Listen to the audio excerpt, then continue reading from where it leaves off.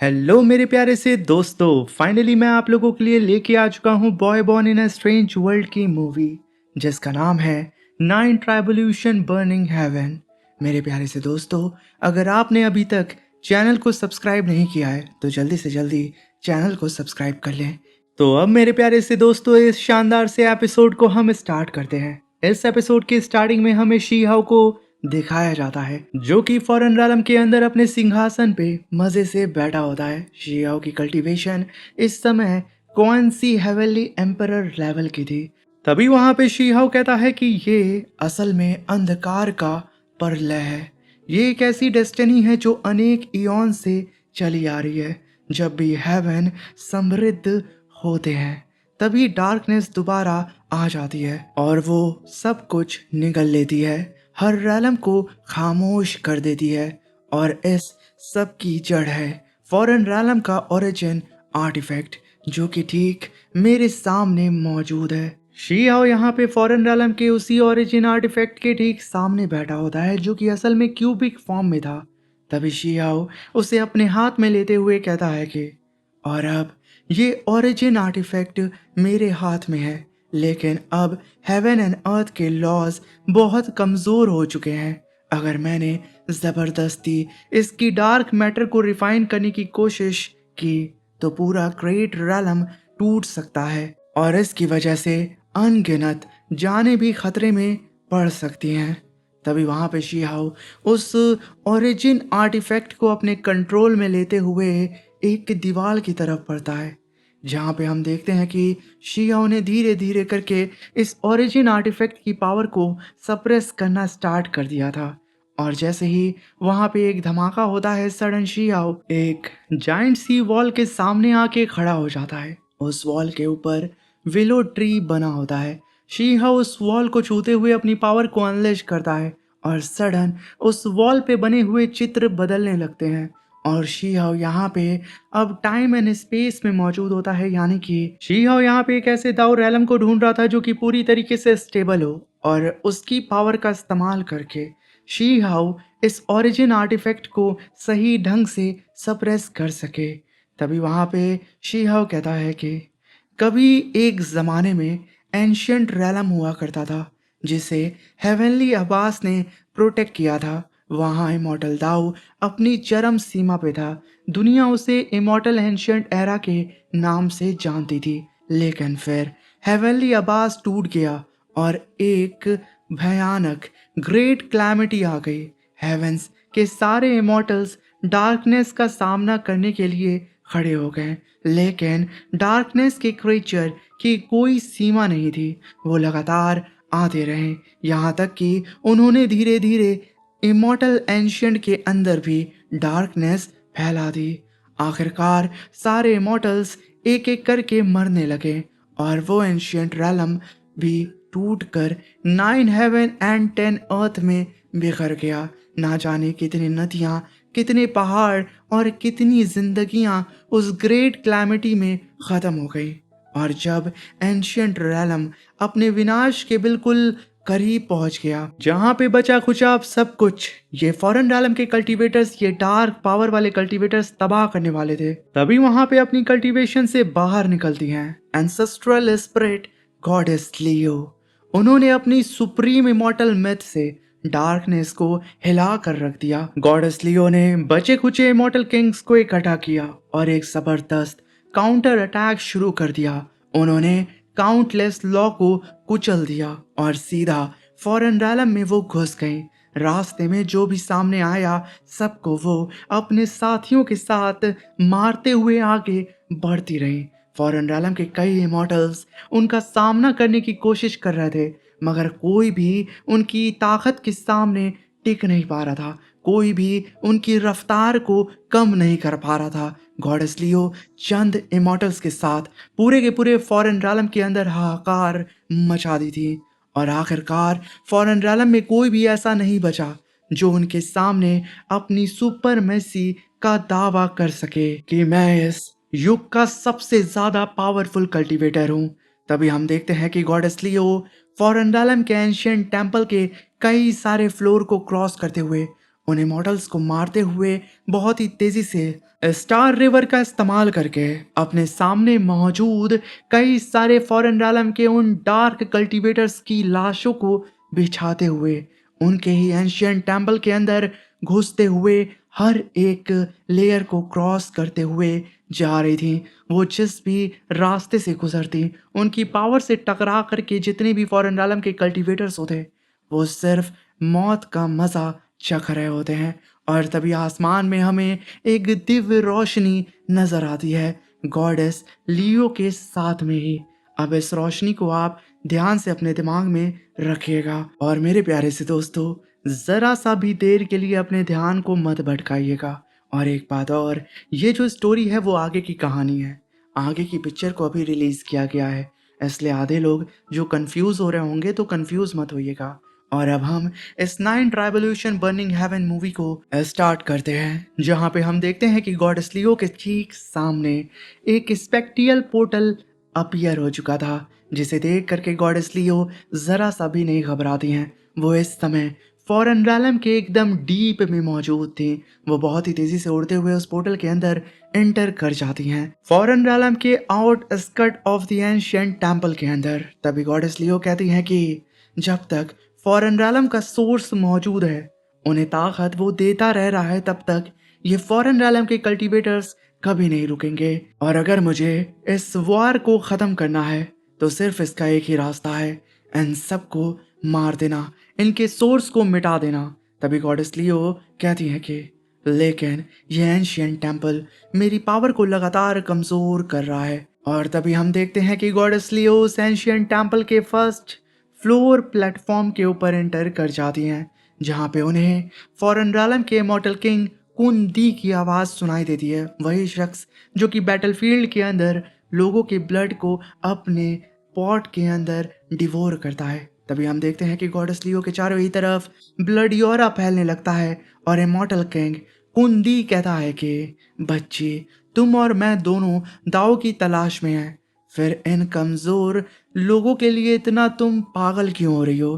तुम उनसे अलग हो, तुम इमॉर्टल दाव के शिखर पर खड़ी हो।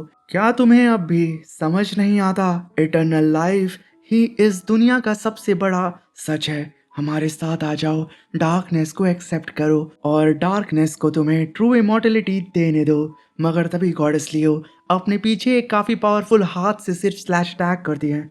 उनके पीछे जो ब्लड अटैक आ रहा था वो पूरी तरीके से फ्रीज हो जाता है। वहीं पे गॉडेस लियो के राइट हैंड में उनकी स्वॉर्ड मौजूद होती है। मगर तभी गॉडेस लियो कहती हैं कि इमॉर्टलिटी, तुम लोग यहाँ पे जिस इमॉर्टलिटी की बात कर रहे हो, मुझे तो यहाँ पे मरती हुई मिट्टी का ढेर नजर आ रहा है और उससे निकलने वाली सड़ी हुई बदबू महसूस हो रही है। आखिर मैं इस बदबूदार इमॉर्टलिटी का क्या ही करूंगी? अब इस बात को सुन के कुंदी का तो दिमाग खराब हो रहा था। वो धीरे धीरे करके गॉडेस लियो को अपने इल्यूजन के अंदर कैप्चर कर रहा था, जहाँ पे सच में गॉडेस लियो को मिट्टी का ढेर नजर आ रहा था और अनगिनत हाथ गॉडेस लियो की तरफ बढ़ रहे होते हैं। तभी वहां पे इमॉर्टल किंग कुंदी कहता है कि दुनिया डार्कनेस से सिर्फ इसलिए डरती है क्योंकि वो उसे समझती नहीं है।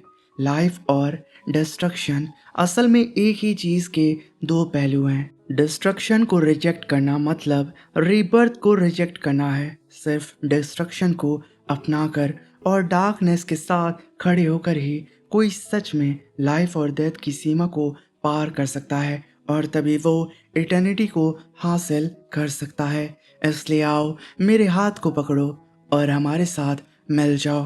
तुम्हें हमारे साथ मिलने की वजह से इटर्निटी प्राप्त होगी। क्या कहती हो गॉडेस लियो? इस बात को सुन के गॉडेस लियो अभी भी शांत खड़ी होती हैं।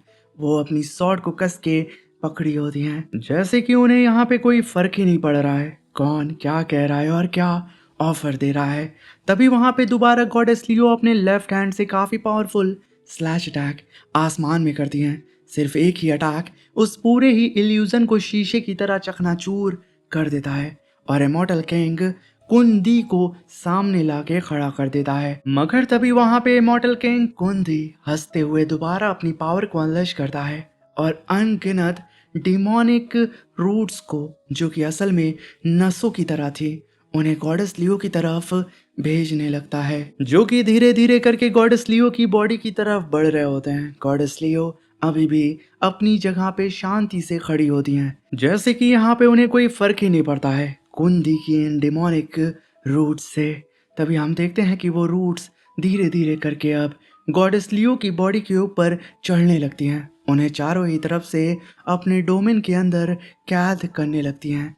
देखते ही देखते गॉडेस लियो का पूरा ही शरीर उन चिपचिपी नसों से भर जाता है और चारों ही तरफ से वो उन नसों से घिर जाती हैं। चारों तरफ अब सिर्फ उन्हें अंधेरा नजर आ रहा था, जहाँ पे सिर्फ इमॉर्टल किंग कुंदी की आवाज़ दोबारा उन्हें सुनाई देती है कि तुम हमारी डार्कनेस को एक्सेप्ट कर लो और हमारे रैलम के साथ हाथ मिला लो।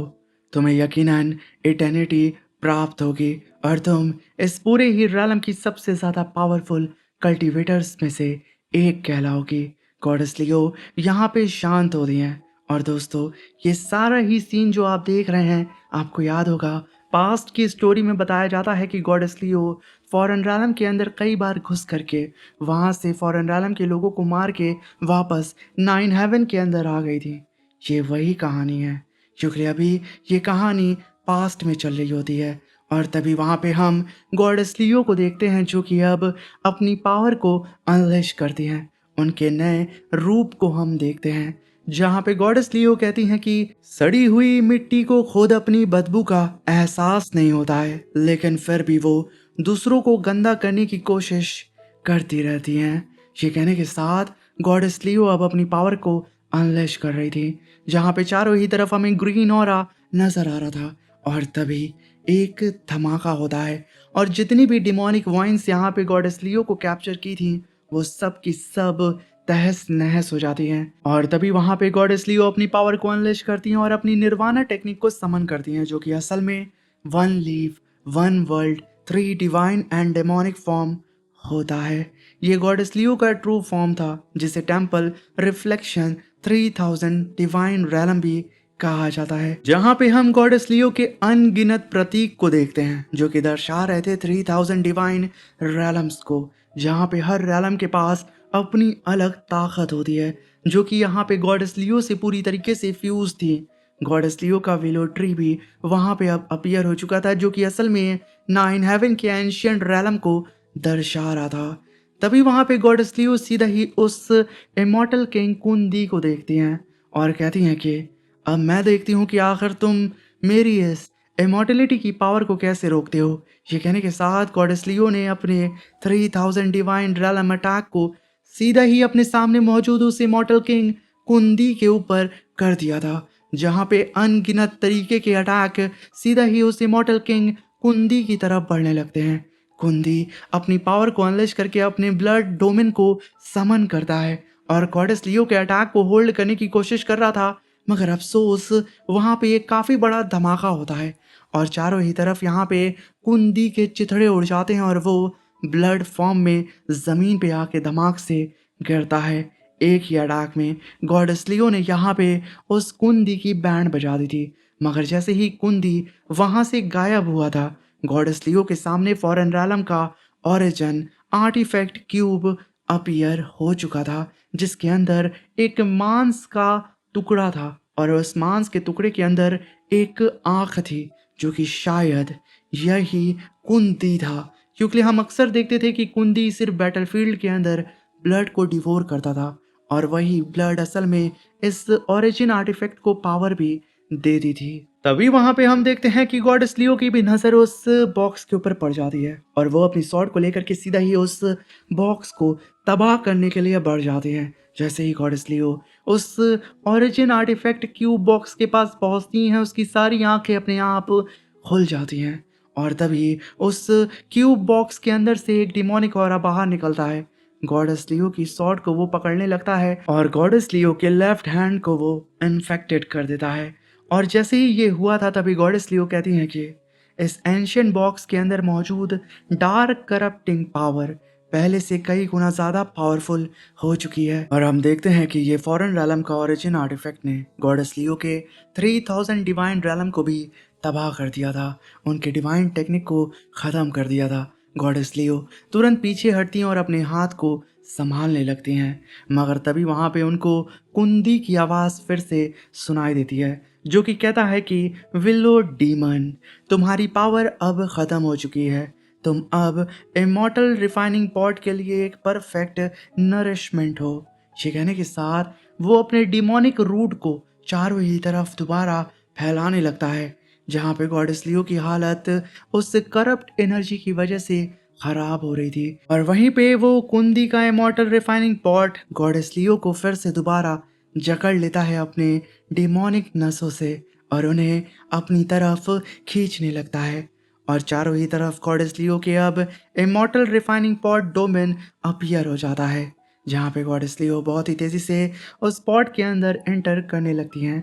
तभी कुंदी कहता है कि डार्कनेस सभी बीइंग्स के ग्रीड और वर्थ से पैदा होती है, तो आखिर तुम इसे कैसे मिटा सकती थी विलो डीमन। मगर तभी वहाँ पे हम गॉडेस लियो की आंखों में साफ साफ खौफ को देख पा रहे होते हैं, क्योंकि उनकी सोल पावर अब बहुत ही तेज़ी से ड्रेन हो रही थी उस करप्ट एनर्जी से।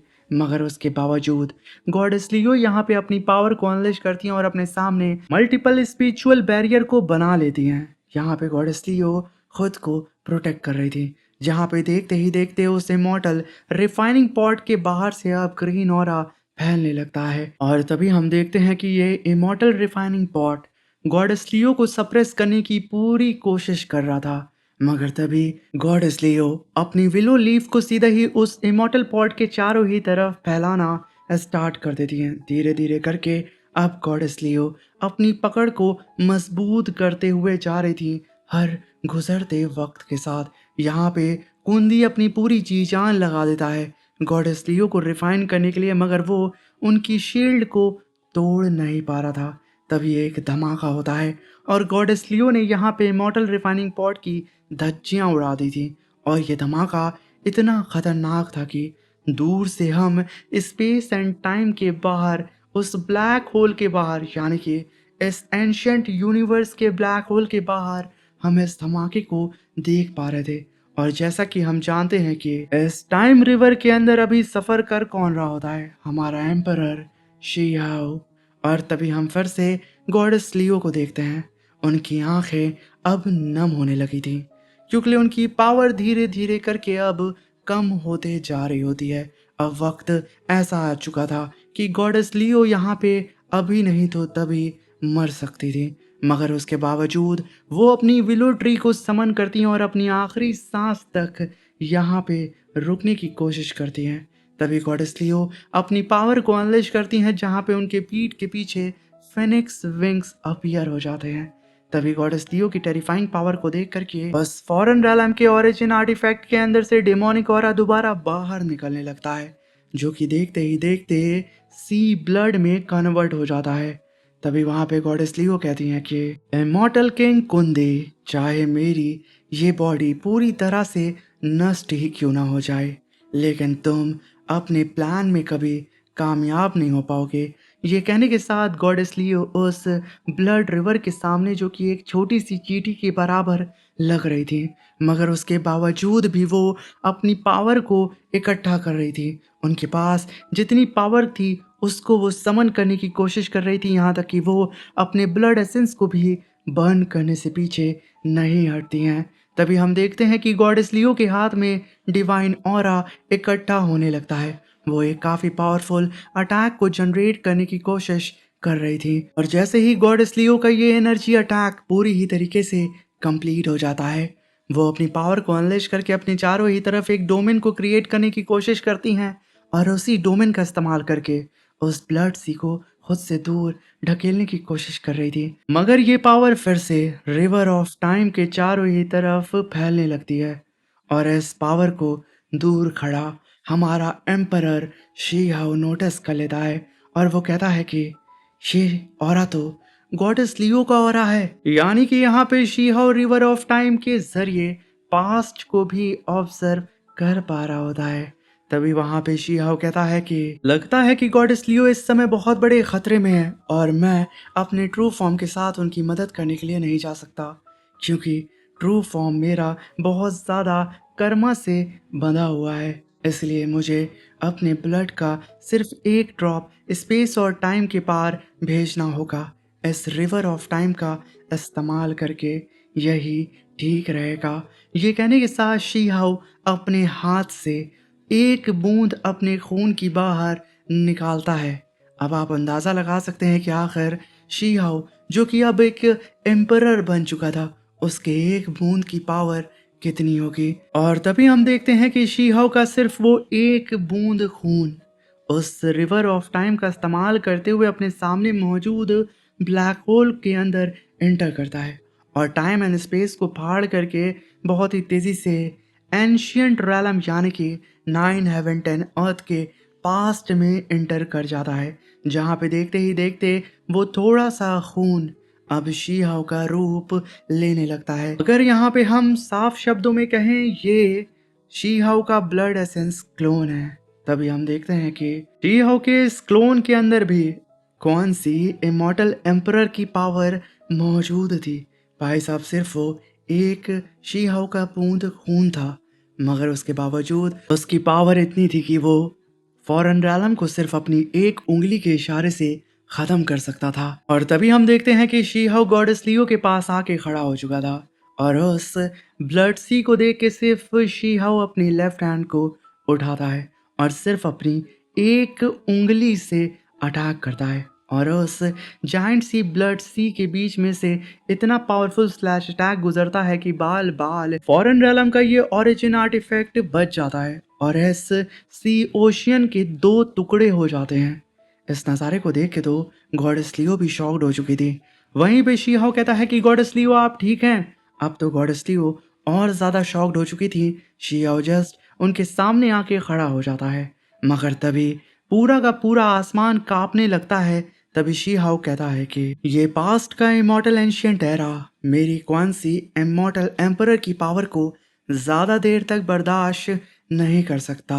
स्पेस तक यहाँ टूटने लगे हैं। ये कहने के साथ अब यहाँ पे शी हाउ अपनी ही पावर को सील करना स्टार्ट कर देता है। देखते ही देखते शी हाउ अपनी कल्टीवेशन को सील करते हुए उन्हें गिराया जा रहा था और अब शी हाउ एम्परर लेवल से सीधा ही यहाँ पे इमॉर्टल किंग रैलम पे खुद को ला के रख देता है। और वहीं पे शी हाउ को देख रही होती हैं गॉडेस लियो। उसे देख के गॉडेस लियो कहती हैं कि ये कल्टीवेटर आखिर कहाँ से आया है। इसका ऑरा इतना ज़बरदस्त है, लेकिन फिर भी मुझे ये एक बच्चा क्यों दिख रहा है। जहाँ पे हम साफ साफ देख पा रहे होते हैं कि गॉडेस लियो की आंखें अब बंद हो रही थी और वो शी हाउ के बचपन के रूप को देख पा रही होती हैं जब वो छोटा डिसेबल था उनका। गॉडेस लियो इस नज़ारे को देख के काफ़ी ज़्यादा कंफ्यूज हो चुकी थी। तभी गॉडेस लियो वहाँ पे खुद को संभालती हैं। तभी हम देखते हैं कि वो फॉरेन रैलम का ओरिजिन आर्टिफैक्ट वो अपनी पावर को इकट्ठा करता है और गॉडेस लियो के ऊपर वापस अटैक करने की तैयारी कर रहा था, जो कि एक bloody river laser beam attack था। इस अटैक को देख के गॉडेस लियो अपनी पावर को अनलेश करती हैं और एज अ टीचर शी हाउ के जस्ट बगल से गुजरती हैं। और वहीं पे शी हाउ अपने टीचर को अपने आगे आता हुआ देख के शांति से एक अच्छे डिसेबल की तरह चुपचाप उनके पीछे खड़ा हो जाता है। और वहीं पे वो फॉरेन रैलम का ओरिजिन आर्टिफैक्ट वो क्यूब अपनी पावर को बढ़ाए जा रहा होता है। यहाँ पे शी हाउ सिर्फ इतना पूछता है कि गॉडेस लियो आप ठीक हैं।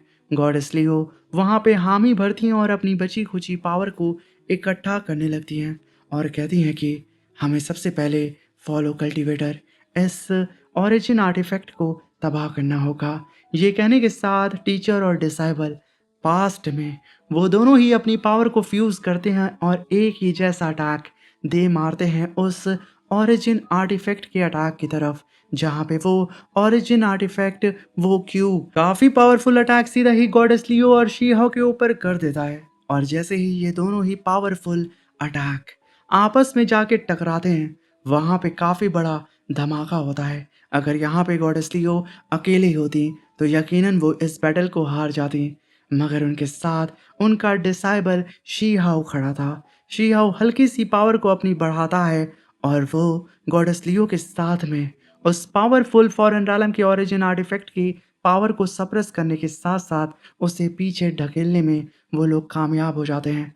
और तभी एक धमाका होता है और हम देखते हैं कि चारों ही तरफ सन्नाटा छा चुका था और उस फॉरेन रैलम के ओरिजिन आर्टिफैक्ट के ऊपर क्रैक हमें साफ-साफ नज़र आ रहा था। अगर यहाँ पे शियाओ अपनी फुल पावर का इस्तेमाल करता तो इस फॉरेन रैलम के ओरिजिन आर्टिफैक्ट की तो धज्जियाँ उड़ जाती। और तभी हम देखते हैं कि गॉडेस लियो जो कि अपनी इतनी सारी एनर्जी का इस्तेमाल कर चुकी थी, वो दोबारा अपनी पावर को इकट्ठा करती हैं। मगर उनकी बॉडी के अंदर जो करप्ट एनर्जी थी वो उनके ऊपर बैक फायर कर देती है, जिसकी वजह से उनका अटैक डीएक्टिवेट हो जाता है। इस चीज़ को देख करके फॉरेन रैलम का वो ओरिजिन आर्टिफैक्ट वो तुरंत बहुत ही तेज़ी से इधर-उधर भागने लगता है और गॉडेस लियो और शी हाउ से जान बचाते हुए आसमान में एक पोर्टल को क्रिएट करता है। क्योंकि अगर गॉडेस लियो और शी हाउ का एक और अटैक इस ओरिजिन आर्टिफैक्ट के ऊपर लगता तो शायद ये आर्टिफैक्ट तबाह हो जाता। तभी हम देखते हैं कि एक पोर्टल के सहारे वो आर्टिफैक्ट यहाँ से भाग जाता है और तभी उसके जाते ही ये पूरा का पूरा एंशिएंट टेम्पल कोलैप्स करने लगता है। इसे देख के शी हाउ कहता है कि गॉडेस लियो, ये जगह अब ज़्यादा देर तक नहीं टिकने वाली, पहले हमें यहाँ से निकलना चाहिए। और तभी हम देखते हैं कि गॉडेस लियो शी हाउ के साथ अब इस एंशिएंट टेम्पल से बाहर निकलने के लिए आसमान की तरफ उड़ने लगती हैं। शी हाउ उनके पीछे पीछे आ रहा होता है। गॉडेस लियो अभी भी दर्द में होती है, मगर उसके बावजूद वो अपनी पावर को अनलिश करके अपने सामने एक स्पेस पोर्टल को यानी कि एक स्पेस लिफ्ट को ओपन करती हैं, जो कि यहाँ पे शी हाउ और गॉडेस लियो को इस फॉरेन रैलम के एंशिएंट टेम्पल के स्पेस से बाहर निकाल सकता था। फाइनली गॉडेस लियो और शी हाउ उस पोर्टल को क्रिएट करके सीधा ही उस पोर्टल के अंदर एंटर कर जाते हैं। तभी गॉडेस लियो शी हाउ को देखते हुए कहती हैं कि इस कल्टीवेटर का ऑरा जैसे स्पेस और टाइम की सीमा को भी पार कर रहा है, लेकिन इसे देखते ही मुझे इतनी अजीब सी पहचान का एहसास क्यों हो रहा है, जैसे कि मैं इस शख्स को बहुत पहले से जानती हूँ और बहुत अच्छे तरीके से जानती हूँ। तभी हम देखते हैं कि शियाओ और गॉडेस लियो फाइनली इनसाइड हेवनली आबास के आ जाते हैं, जहाँ पे गॉडेस लियो ज़मीन पे लैंड करती हैं और अचानक उनके लेफ्ट हैंड के अंदर दर्द होने लगता है, यानी कि डिमोनिक ऑरा उनकी बॉडी के ऊपर अब इफेक्ट दिखाने लगा था। तभी गॉडेस लियो तुरंत अपने बाएं हाथ को काट देती हैं और कहती हैं कि ये डार्क पावर मेरे लेफ्ट हैंड के अंदर मौजूद था, मगर मैंने इसे काट दिया है, जिसकी वजह से अब ये मेरी बॉडी से बाहर निकल चुका है। ये कहने के साथ गॉडेस लियो अपने लेफ्ट हैंड को जनरेट करते हुए कहती हैं कि अब मुझे यहाँ पे अपनी धर्मा बॉडी को अपनी बॉडी से कुछ पल के लिए अलग करना होगा और यही एक रास्ता है खुद को रिकवर करने का। ये कहने के साथ वो वहाँ पे खड़ी होकर खुद की रिकवरी पे ध्यान दे रही थी। तभी वहाँ पे शियाओ लाइफ ग्रैंड मेथड का इस्तेमाल करके गॉडेस लियो को बहुत ही तेजी से यहाँ पे ठीक करने लगता है। शी हाउ ने जिस टेक्निक का इस्तेमाल किया था वो गॉडेस लियो की ही हीलिंग टेक्निक का अपडेटेड वर्जन था। तभी वहां पे गॉडेस लियो कहती हैं कि इसके ऑरा ने क्लियरली इमॉर्टल किंग की पावर को भी पार कर दिया है और इसकी कल्टीवेशन मेथड मेरी मेथड से इतनी सिमिलर क्यों है। तभी गॉडेस लियो शी हाउ से कहती हैं कि फॉलो कल्टीवेटर, आज मुझे बचाने के लिए मैं हमेशा तुम्हारी ग्रेटफुल रहूंगी। तभी शी हाउ कहता है कि गॉडेस लियो, आपको मुझे यहाँ पे थैंक यू बोलने की कोई ज़रूरत नहीं है। तभी वहाँ पे गॉडेस लियो कहती हैं कि फॉलो कल्टीवेटर, अगर मैं गलत नहीं हूँ तो तुमने बहुत अच्छी तरीके से उस एंशियंट बॉक्स को हैंडल किया है। क्या तुम्हारे पास सच में कोई ऐसा तरीका है जिससे तुम उस एंशियंट बॉक्स को सप्रेस कर सको और उसके अंदर मौजूद डार्क मैटर को पूरी तरह से ख़त्म कर सको। तभी वहाँ पे शीहाउ अपने मन में कहता है कि आसपास की चीज़ों को देखते हुए अगर मैं हेवन एंड अर्थ के एबेंडेंट ग्रेट दाओ की पावर का सहारा लूँ तो ये ज़रूर कामयाब होगा और शायद मुझे इसी मौके पर अपने एरा के ओरिजिन आर्टिफैक्ट को भी सील करने का चांस मिल जाए। लेकिन हेवनली आबास में डार्क मैटर इतना ज़्यादा फैल चुका है कि अब ये फॉरेन रैलम को रोकने के काबिल नहीं रहा। तभी वहाँ पे शीहाउ कहता है कि गॉडेस लियो, मेरा नाम शीहाउ है, क्या आप मुझे बता सकती हैं कि आखिर ओरिजिनल एम्पीरियल सिटी कहाँ पे है। तभी गॉडेस लियो कहती हैं कि तुम हेवनली आबास वाली इंपीरियल सिटी की बात कर रहे हो, वो बहुत लंबे समय से बिल्कुल खामोश है। अब उसका कोई पता नहीं है, लेकिन मैंने तुम्हें पहले कभी नहीं देखा। शियाओ, तुम आखिर कहाँ से आए हो और तुम हमारे रलम के बारे में इतना सब कुछ कैसे जानते हो? गॉडेस लियो अब यहाँ पे डाउट में चली गई थी।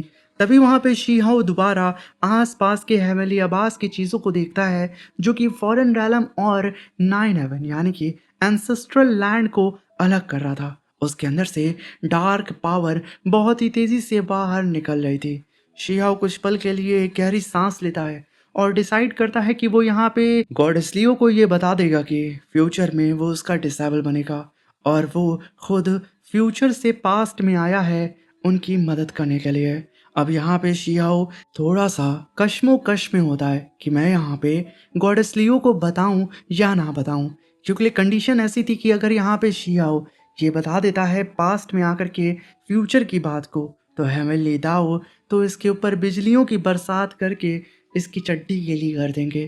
ठीक उस टाइम जब शीहाओ की मुलाकात हुई थी होंग से। होंग फ्यूचर में शीहाओ को ढूंढ रहा था और शीहाओ खुद पास्ट में मौजूद होता है। और जब होंग शीहाओ को पास्ट की बात बताने की कोशिश कर रहा था और उसके ऊपर अनगिनत बिजलियां कर रही थी, ये सारी बातें तो ऑलरेडी शीहाओ को पता थी।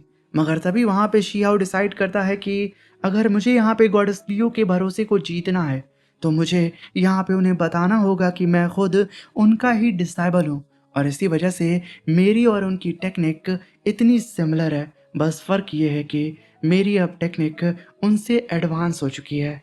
अब शियाओ को इतना ज़्यादा सोचता हुआ देख के गॉडेस लियो कहती है कि शियाओ, आखिर तुम सोच क्या रहे हो? मैंने तो सिर्फ यहाँ पे छोटा सा सवाल ही पूछा है। तभी शियाओ कहता है कि गॉडेस लियो, मैं असल में फू यानी कि शियाओ बोलने वाला था फ्यूचर का फ्यू। तभी आसमान में हेवनली दाओ गरज उठते हैं और सीधा ही शीहाओ के ऊपर थंडर गिराने लगते हैं। तभी वहां पे शीहाओ उस थंडर को बर्दाश्त करते हुए अपने मन में कहता है कि अब तो हेवनली दाओ भी मुझे लगता है सच बताने नहीं देंगे। तभी वहां पे गॉडेस लियो आसमान में उस हेवनली लाइटनिंग को देख के कहती है कि इस हेवनली लाइटनिंग की पावर तो इमॉर्टल किंग ट्राइबुलेशन से भी ज्यादा पावरफुल है। वो घबरा चुकी थी। तभी वहां पे शीहाओ आगे बढ़ते हुए कहता है कि गॉडेस लियो, कभी मैं और आप स्टोन क्लैन में थे, मगर तभी हवेली ट्राइबुलेशन और भड़क जाता है।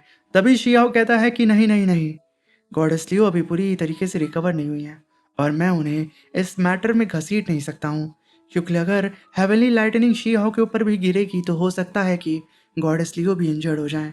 इसलिए शीहाओ कहता है कि गॉडेस लियो, मैं एक दुनिया से दूर रहने वाला इमॉर्टल किंग हूँ, जो कि अभी अभी अपनी कल्टीवेशन से बाहर निकला है और मैं लोगों से भी ज़्यादा मिलता जुलता नहीं हूँ और मैं यहाँ तुम्हारी ग्रेट वॉर में मदद करने के लिए आया हूँ।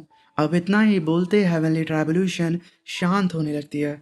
तभी शीहाओ कहता है कि गॉडेस लियो, आप परेशान मत होइए, मुझे अपना दोस्त समझिए और मुझसे जितना भी कुछ हो पाएगा मैं इससे ग्रेट वॉर में आपकी मदद करूंगा। इस बात को सुनते अब हेवनली ट्राइबुलेशन भी गायब हो रहा था। अब इस चीज को देख के गॉडेस लियो मुस्कुराने लगती हैं, क्योंकि लियो उनकी आंखों के सामने जो खतरनाक हेवनली ट्राइबुलेशन आई थी वो धीरे धीरे करके अब वापस जाने लगी थी। चारों ही तरफ अब सन्नाटा छा जाता है। तभी गॉडेस लियो कहती हैं कि शियाओ, मेरे साथ चलो, हम एंशियंट रैलम वापस चलते हैं। वहां पहुंचकर हम इस बारे में डिटेल में बात करेंगे कि आखिर हम फॉरेन रैलम के उस ओरिजिन आर्टिफैक्ट को कैसे डिस्ट्रॉय कर सकते हैं, उसे कैसे सप्रेस कर सकते हैं। और रही बात तुम्हारी, तो मुझे ना जाने क्यों तुम पर भरोसा है, तुम मुझे कुछ अपने अपने लग रहे हो। तभी शीहाओ वहाँ मुस्कुराते हुए कहता है कि बस इतना ही काफ़ी है, मैं सच में आपका अपना हूँ और आपकी ही मदद करने के लिए आया हूँ इस ग्रेट वॉर में। और तभी हम देखते हैं कि गॉडेस लियो आसमान में एक पोर्टल को क्रिएट करती हैं और शीहाओ को अपने साथ आने के लिए बोलती हैं। और तभी यहाँ पे सीन शिफ्ट होता है और हम फॉरेन रैलम का सीन देखते हैं, जहाँ पे चारों ही तरफ ब्लडी ऑरा फैला हुआ था और सडन वो ऑरा आपस में इकट्ठा होने लगता है, जो कि ब्लड फॉर्म में था और धीरे धीरे करके इमॉर्टल किंग कुंदी की बॉडी रीजनरेट होने लगती है उस ओरिजिन आर्टिफैक्ट क्यूब की वजह से। तभी वहाँ पे कुंदी कहता है कि किस्मत ने अपना खेल शुरू कर दिया है, आखिरकार ओरिजिन आर्टिफैक्ट की सामने आ ही गई। सब कुछ बिल्कुल वैसे ही हो रहा है जैसा लिखा गया था, जैसा हमें बताया गया था कि फ्यूचर में ये होने वाला है। ये कहने के साथ वो चिल्लाते हुए कहता है कि वो शुआंग, पैलेस में आ जाओ, मुझे तुमसे बात करनी है। ये कहने के साथ वो अपनी पावर को अनलिश करता है और कुंदी अपनी आर्मी को भी यहाँ पे इकट्ठा कर रहा था, जैसे कि वो यहाँ पे एक नए जंग की तैयारी कर रहा है। और शी हाउ जो कि इस टाइम जोन के अंदर आ चुका है, तो हो सकता है कि फ्यूचर पूरी तरीके से अब बदल जाए, या फिर हो सकता है कि शी हाउ गॉडेस लियो के होम क्लैन यानी कि ट्री क्लैन को बचा ले, उनके एंशियंट रैलम को बचा ले। शी हाउ अपने 9 हेवन 10 अर्थ को इस बार बचा ले। तभी सीन शिफ्ट होता है और हम गॉडेस लियो और शी हाउ को देखते हैं, जो कि 3000 डिवाइन रैलम के अंदर इंटर कर जाते हैं, जहाँ पे गॉडेस लियो कहती हैं कि शी हाउ, ये है 3000 डिवाइन रैलम, यहाँ रहने वाले सभी लोग मेरे अपने हैं। यहाँ के लैंडस्केप बिल्कुल पवित्र है और यहाँ का दाव पूरी तरह कंप्लीट है। ये एक ऐसी ब्लेस लैंड है जहाँ स्पिरिचुअल ब्यूटी हर तरफ फैली हुई है। तभी ज़मीन पे मौजूद गॉडेस लियो के क्लैन मेंबर, जो कि आम लोग थे, वो लोग लाइट लैम्प को आसमान में छोड़ते हुए गॉडेस लियो को देखते हुए कहते हैं कि हमारी एंसेस्ट्रल गार्डियन स्पिरिट वापस आ गई है। ये कहने के साथ छोटे हों या बड़े हों, बुढ़े हों या औरत हो, सब के सब बेहद खुश थे। तभी वहाँ पे गॉडेस लियो को आवाज़ आती है इमॉर्टल किंग वू जोंग की, जो कि कहते हैं कि गॉडेस लियो प्लीज़ आप फ्रंट टायर पर जल्दी से जल्दी आइए। गॉडेस लियो इस बात को सुन के शिहाओ से कहती हैं कि शिहाओ, तुम फिलहाल यहीं रेस्ट करो, मैं बहुत जल्द वापस आऊँगी। और ध्यान रहे यहाँ से दूर मत जाना, और अगर कोई जगह अच्छी लगे तो तुम वहाँ पे बैठ के अपनी कल्टीवेशन कर सकते हो। यहाँ पे तुम्हें कोई भी रोकेगा नहीं।